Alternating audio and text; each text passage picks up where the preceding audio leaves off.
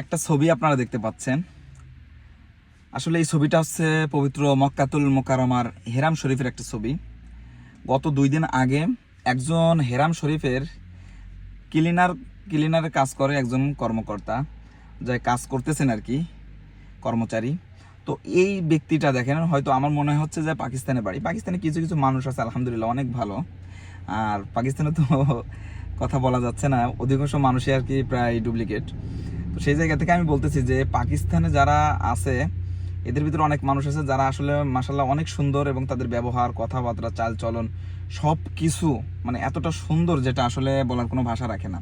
তো এই ব্যক্তি মক্কাতুল মোকাররমায় যে হাত তুলে কান্নাকাটি করতেছে, আসলে মক্কায় এরকম যখন একজন ব্যক্তি হাত তুলে কান্নাকাটি করে, তার আমার মনে হয় না যে কান্না এইটা ফিরাই দেবেন আল্লাহ তাআলা। তো এই যে রমজান মাস আসতেছে, আদ-দুআ মুগফিল ইবাদা, এই রমজান মাস হচ্ছে যে আমাদের দোয়া কবুলেরও একটা মাস, কোরআন নাজিলের মাস। এই মাসটা আমরা যদি সংযত থাকি তাহলে আমি মনে করি যে আল্লাহ তাআলা আমাদেরকে সমস্ত বিষয়ে সুন্দর রাখবেন ইনশাআল্লাহ। ধন্যবাদ সবাইকে।